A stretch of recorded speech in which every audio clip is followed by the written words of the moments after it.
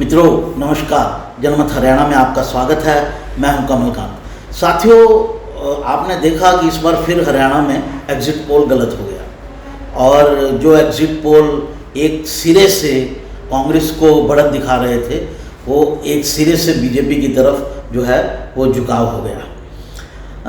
ऐसा क्यों होता है? देखिए, मैं जिस समय ये वीडियो बना रहा हूँ उस समय मैं ट्रेंड पे बात कर रहा हूँ। ये ट्रेंड शो कर रहे हैं जिस समय मैं वीडियो बना रहा हूँ कि बीजेपी 50 सीटों पर आगे है और कांग्रेस करीब 35 सीटों पर आगे है। 5 से 6 सीटों पर दूसरे लोग आगे हैं, एक पर INLD आगे है, 4 या 5 सीटों पर जो है निर्दलीय आगे हैं। ये सिचुएशन बाद में थोड़ी चेंज भी हो सकती है। रिजल्ट अभी के हिसाब से बता रहे हैं, क्योंकि अगर अभी के हिसाब से नहीं बताएंगे तो शाम को हम आपको कुछ नहीं बता पाएंगे।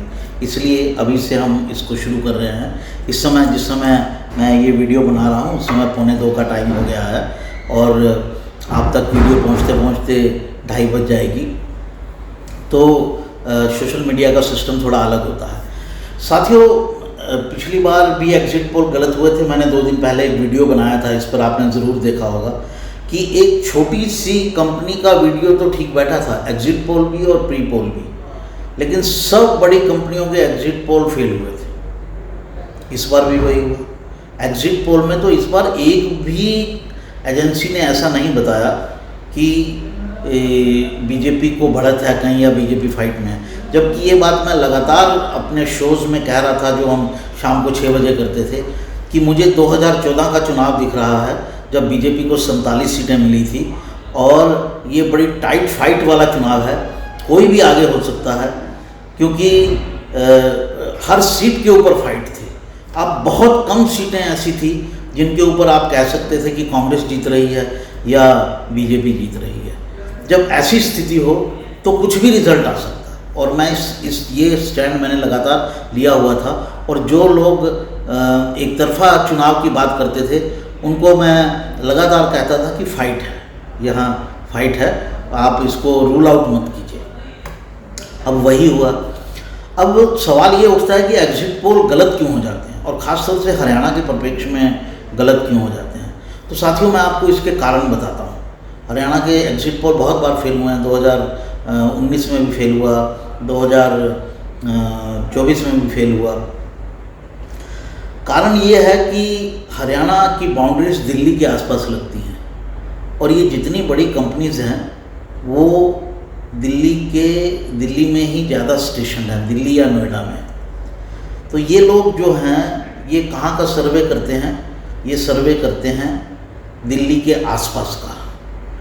दिल्ली के आसपास जो है एक पर्टिकुलर बेल्ट है, उस बेल्ट का सर्वे करके आप कभी ठीक परिणाम पर नहीं पहुंच सकते। इंडिया में जितने भी चुनाव होते हैं वो जातीय आधारित होते हैं। जब तक आप जात के बेसिस पर सर्वे नहीं करोगे तब तक आपको रिजल्ट सही पता नहीं चलेगा। अगर आप पॉपुलेशन के बेसिस पे करोगे, जितनी मर्जी सीटों के बेसिस पे कर लो, अगर आपने वो सारी सीटें एक पर्टिकुलर ऐसी चुन ली हैं जिनमें एक पर्टिकुलर समुदाय का आधिपत्य है तो आपके पास रिजल्ट ठीक नहीं आएगा। और इस बार भी लगभग वैसा ही हुआ। पहली बात तो ये। तो जो एग्जिट पोल का सर्वे सैंपल होता है वो पूरा का पूरा जो है वो डाइवर्सिफाइड नहीं होता है। हरियाणा में पॉलिटिकल दृष्टि से देखें तो मैं इसको 4 हिस्सों में मानता हूँ। 4 के भी 5 हिस्से हैं इसके। एक है नॉर्थ का हिस्सा, अम्बाला, कुरुक्षेत्र, पंचकुला, करनाल, समालखा तक। ये इसका ट्रेंड जो है, उसका ट्रेंड भी इस बार एक जैसा नहीं रहा है, लेकिन ये एक ही जैसे ट्रेंड की बेल्ट मानी जाती है। दूसरा हिस्सा है मध्य हरियाणा का, जिसमें एक देशवाली बेल्ट है जो रोहतक, सोनीपत, झज्जर इन 3 जिलों की है। इसका ट्रेंड एक जैसा रहता है। फिर एक बेल्ट जो है वो हिसार जिले की अपना ट्रेंड होता है, हिसार और भिवानी का,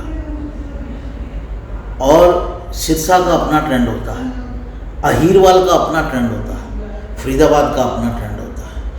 आप अगर इन दृष्टि से हरियाणा को नहीं देखोगे तो आपको कभी भी पता नहीं चलेगा कि कौन आ रहा है कौन नहीं आ रहा है।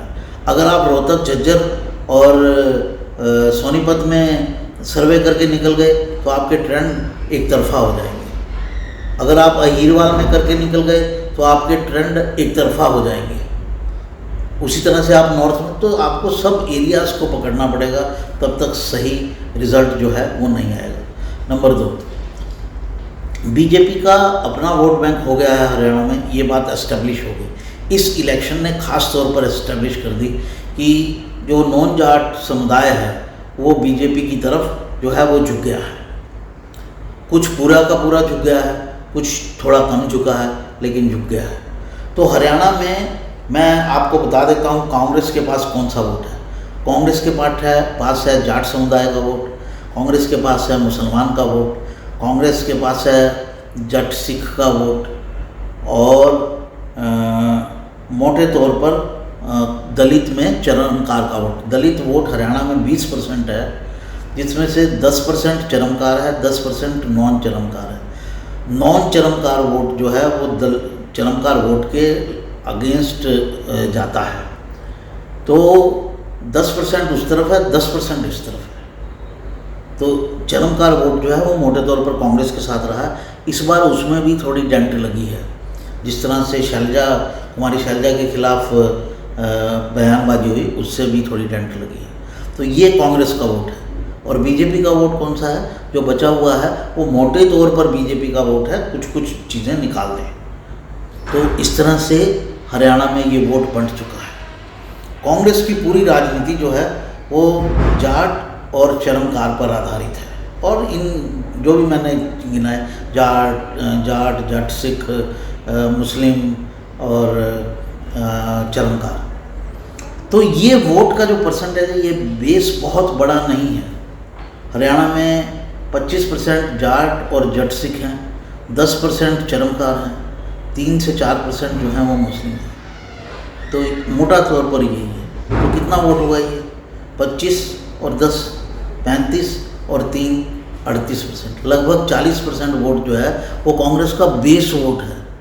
कांग्रेस को इस 40% में ही अपना खेल करना है। अगर इस बार भी देखें आप तो कांग्रेस को 40% ही वोट आया है। एंटी इनकमेंसी के बावजूद 40% वोट मिला। अब तक जो आंकड़े आ रहे हैं, बीजेपी को भी 40% मिला।